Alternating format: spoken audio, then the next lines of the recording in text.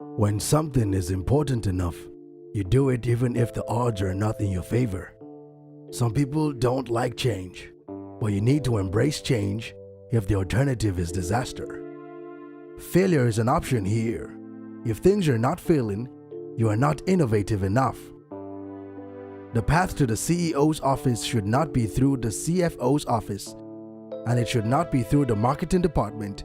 It needs to be through engineering and design. Persistence is very important.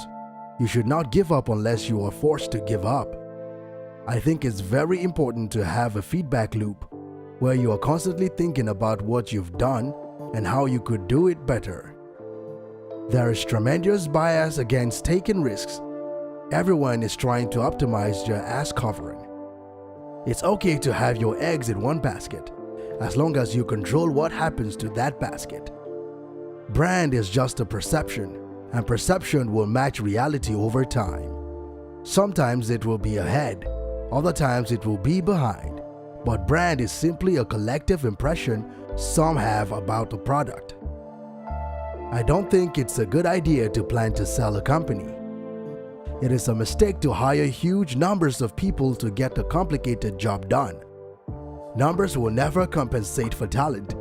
In getting the right answer, two people who don't know something are not better than one will tend to slow down progress and will make the task incredibly expensive. A company is a group organized to create a product or service, and it is only as good as its people and how excited they are about creating. I do want to recognize a ton of super talented people. I just happen to be the face of the companies. People work better when they know what the goal is and why.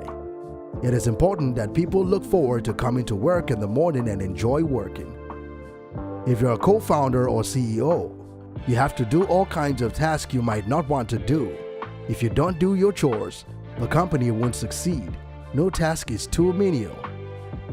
I say something, and then it usually happens. Maybe not on schedule, but it usually happens. I do think there is a lot of potential if you have a compelling product and people are willing to pay a premium for that. I think that is what Apple has shown.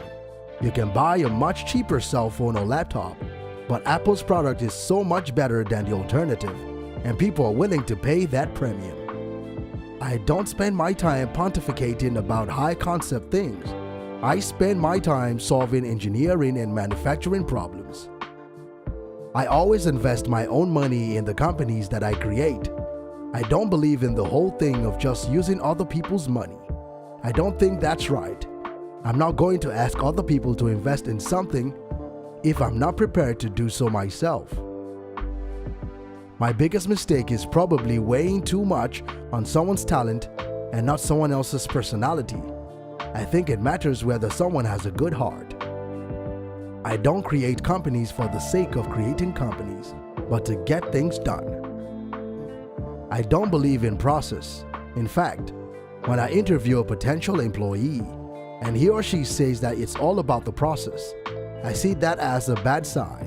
The problem is that a lot of big companies' process becomes a substitute for thinking. You are encouraged to behave like a little gear in a complex machine. Frankly, it allows you to keep people who aren't that smart, who aren't that creative. Starting and growing a business is as much about the innovation, drive, and determination of the people behind it as the product they sell. The first step is to establish that something is possible, then probability will occur. There are really two things that have to occur in order for a new technology to be affordable to the mass market. One is you need economies of scale. The other is you need to iterate on the design. You need to go through a few versions. Talent is extremely important. It's like a sports team. The team has the best individual player will often win, but then there's a multiplier from how those players work together and the strategy they employ. Work like hell.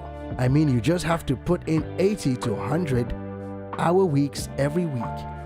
This improves the odds of success. If other people are putting in 40-hour work weeks and you are putting in 100-hour work weeks, then even if you're doing the same thing, you know that you'll achieve in 4 months what it takes them a year to achieve. I've actually not read any books on time management. I'm interested in things that change the world or that affects the future and wondrous. When you see it and you are like, wow, how did that even happen? How is that possible? Really pay attention to negative feedback and solicit it, particularly from friends. Hardly anyone does that and is incredibly helpful. If you get up in the morning and think the future is going to be better, it is a bright day, otherwise it's not. What makes innovative thinking happen? I think it's really a mindset you have to decide. People should pursue what they're passionate about. That will make them happier than pretty much anything else.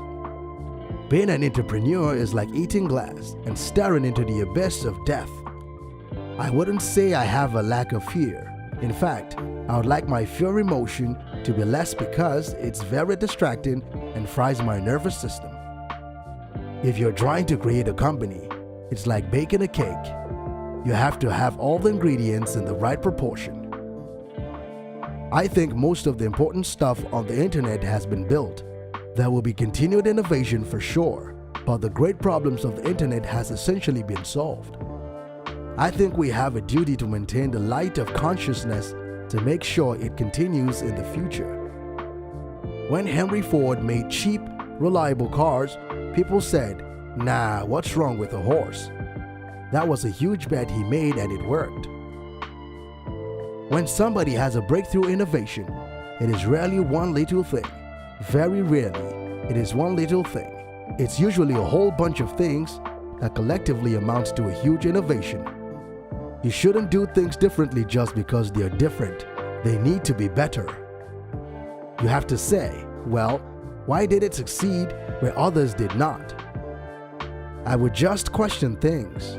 It would infuriate my parents that I wouldn't just believe them when they say something because I'd ask them why. Then I would consider whether that response made sense given everything else I knew. It's very important to like the people you work with, otherwise life and your job is going to be quite miserable. We have a strict no assholes policy at SpaceX. I think the best way to attract venture capital is to try and come up with a demonstration of whatever product or service it is, and ideally take that as far as you can. Just see if you can sell that to real customers and start generating some momentum. The further along you can get with that, the more likely you are to get funding. Disruptive technology, where you really have a big technology discontinuity, tends to come from new companies. As much as possible, avoid hiring MBAs. MBA program doesn't teach people how to create companies. Don't delude yourself into thinking something's working when it's not, or you're gonna get fixated on a bad solution. If something has to be designed and invented, and you have to figure out how to ensure that the value of that thing you create is greater than the cost of the inputs, then that is probably my core skill. I always have optimism, but I'm realistic. It was not with the expectation of great success that I started Tesla or SpaceX. It's just that I thought they were important enough to do anyway. Which quote from Elon Musk did you find the most inspiring? Get involved and let us know in the comments down below. If you guys like this video, then be sure to give this video a big thumbs up. Also, if you don't want to miss out on any new future videos, then be sure to click on the subscribe button and turn on the notification under this video so that you're notified the next time we upload a video on the best quotes from world-known famous personalities. Thank you for watching, and we'll see you again in the next video. Goodbye.